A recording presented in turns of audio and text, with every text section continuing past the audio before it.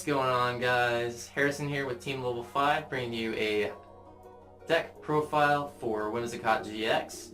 And we've got pre-releases just finished for this last couple of weekends locally here, and so I decided to do a profile for this fun little deck. And I do feel like it has some potential moving forward in this upcoming format. So this is one of the decks that I would like to pilot for at least a couple of challenges and see how it goes, and then potentially into cups if we can get some further testing for it. But this is going to be a good baseline deck, and then I'll go over some tech choices and options that we'll go into from there. But this is a strictly Whimsicott deck. There's a couple of tech choices in here at the moment, and then we'll go over the rest of those alterations that we can do later. But it's going to be a fork of Whimsicott-GX.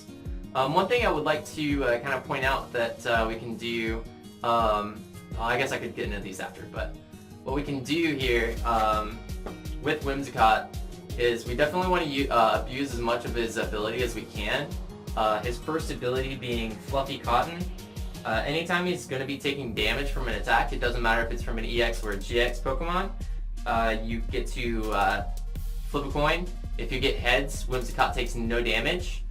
And that doesn't matter if it's coming from EX or GX Pokemon or Pokemon with abilities or anything like that. The only way to stop that is with Glaceon or another Pokemon that turns off abilities like Slacking, or that Stadium card with Power Plant. But there could be some potential countermeasures for this deck and against this deck, so we'll go into those as we go. But first attack, 1 Fairy Energy Blow. Does 10 damage plus 30 for every energy attached to Whimsicott, which is going to be really strong at certain points in the game. But it still does 40 damage for 1 Fairy Energy, which is really pretty decent for stage 1. But we have a really good GX attack, which is going to be great post-rotation when people are not playing the Let Loose Marshadow. But right now the list is pre-rotation, so we'll have Guzma in here.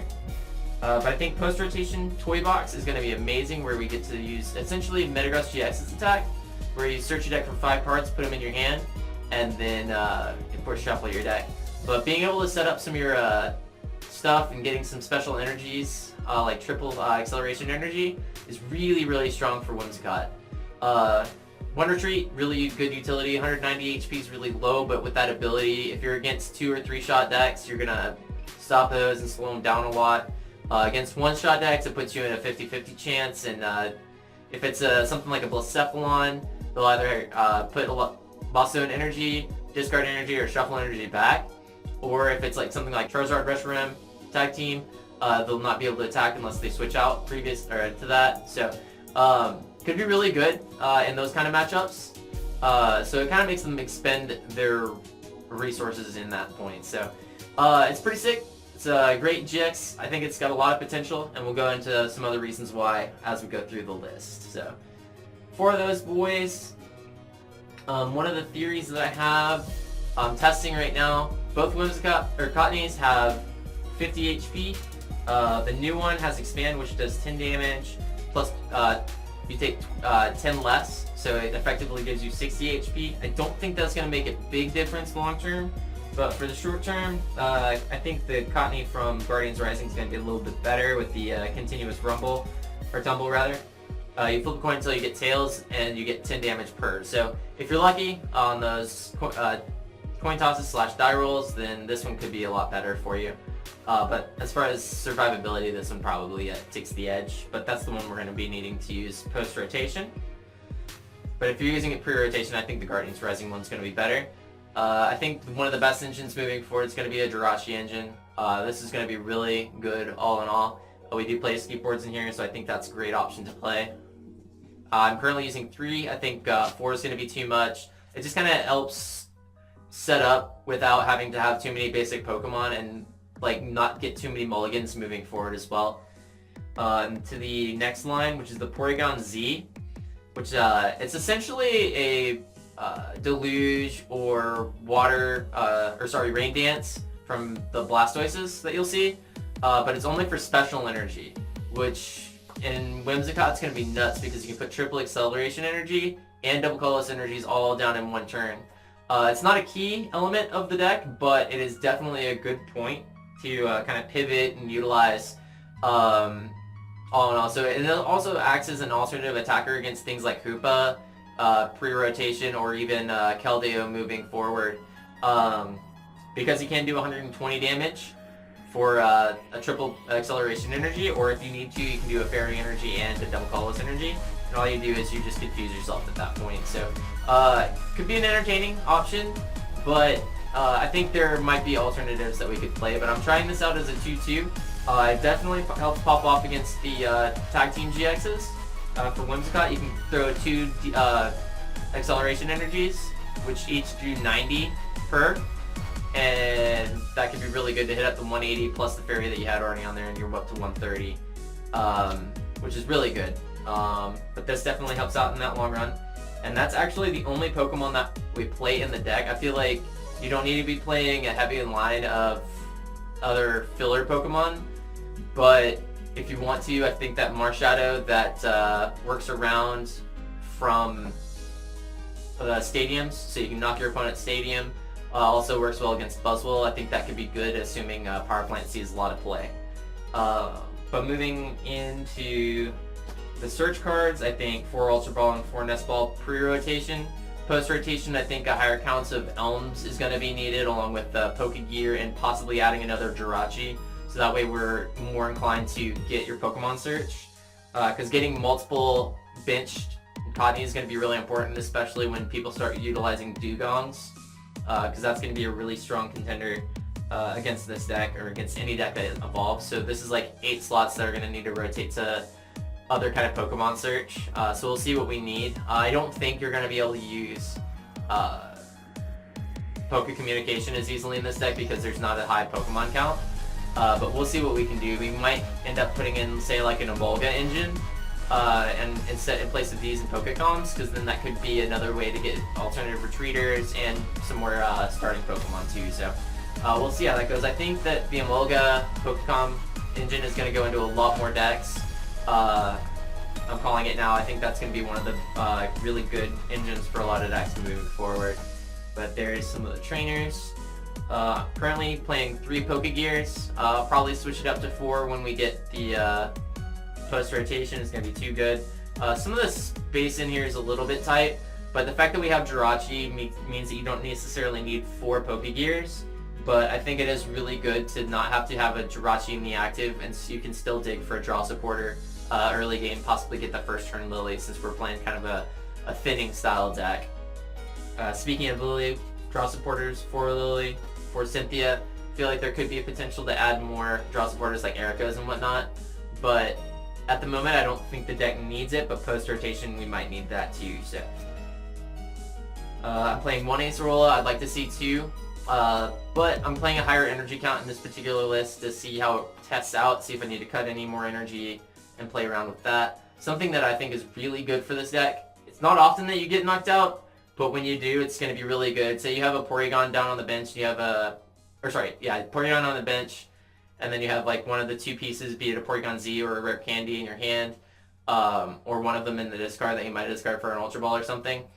And you can kind of pop off after they knock out one of your Whimsicotts, promote the next, and then you get your Porygon Z into play, and then pick up the Porygon or Rare Candy, whatever you need to, and then a special energy with Diantha, or even 2 of your triple acceleration energies, which is incredible, because then you have like a way to get back triple acceleration energies post-rotation, because that could be potentially one of the issues, because we're not going to have double colors for long for this deck. This could be a powerhouse pre-rotation. Post-rotation it'll probably be a little bit slower. You might need to use things like Mina, but I don't think it's going to be necessary quite yet for that. Currently just 2 Guzmas. I feel like you should be able to get them back with Dianthas if you need to, and the only time you really need to use Guzma is if there's key targets you need to knock out, or if you need to get Porygon out of the active if you're against a stall style deck and you don't have enough of the energies to facilitate for him. 2 Rare Candies. I don't think you need a lot more, because you have Toy Box with Whimsicott, so you can search them out to get the Porygon evolution line out. So it's not too bad. I think it's plenty enough to get what you need out of that, and it's not too much to clog your early game either. Energy Search, I'm doing a Viridian Forest. I messed up the order there. Viridian Forest is some of the Energy Search, and then Wondrous Lab. to kind of slow down opponents, as well as, you know, it doesn't harm us in any way, and it's another way to bump stadiums, assuming people are playing the power plant, so could be good. I only feel like you need 2 escape wards. I don't think you need 3. If you really need to dig deep in the deck, you can just sit there with Jirachi for a little bit, let them knock it out, and then you can start coming back with Whimsicott as you're getting your attachments. I'm currently playing 6 fairies, 4 DCEs, and the 4 triple acceleration at a 14 energy count. I think post-rotation you could probably add 1 fairy and then use these for other kind of search cards, possibly energy recursion style cards, maybe Brock's Grid or something like that, assuming you're going to be up against like a mill style deck, which I don't think is going to see a lot of it in play later on, but possibly increasing your energy count and playing more Mina so that way you can accelerate and get more damage into play could be good too. And as far as the alterations or the changes and tech plays that I would like to see moving forward would be the inclusion of the fairy charms, be it the fire, grass, ultra beast, or ability ones. And depending on how the format goes, I feel like the inclusion of any combination of those would be a really good thing to do, because it's going to be kind of hard against, for example, the Buzzwole Pheromosa deck.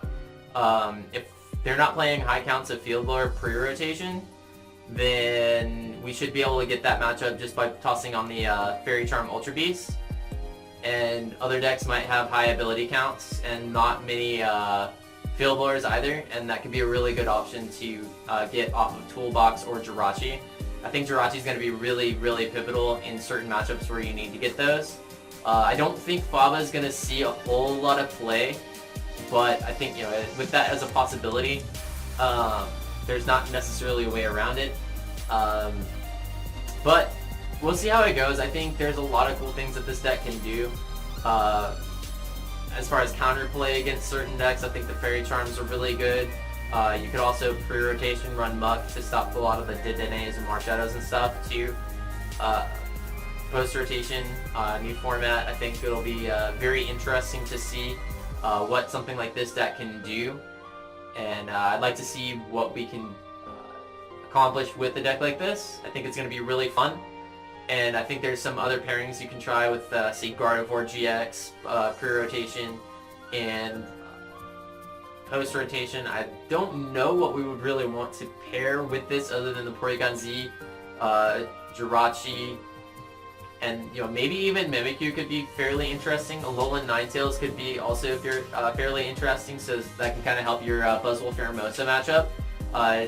There's just so many different things that you could do, but it really depends on how the meta shapes up. But I think Alolan Ninetales could be an interesting one. That way you could even run the baby Alolan Ninetales that's fairy type. That way you could counteract things like Keldeo GX if that's going to be a popular deck. I think that it'd be really interesting to run that against Buzzwole GX, Pheromosa GX tag team. But just making sure that you have counterplay along with a Pokemon that's really hard to knock out, that has potentially heavy hitting damage, and just has the search ability that Whimsicott does with the toy box. So I think he's going to be really fun to play, and if you wanted to, I think there is a control variant that's a potential too. You don't use a lot of the triple acceleration energy or double colorless energies, and we can go over something like that if I get time to test for it. But I'm looking forward to this. It's going to be a lot of fun. And I hope you guys enjoyed this video. Thank you guys very much. Take it easy.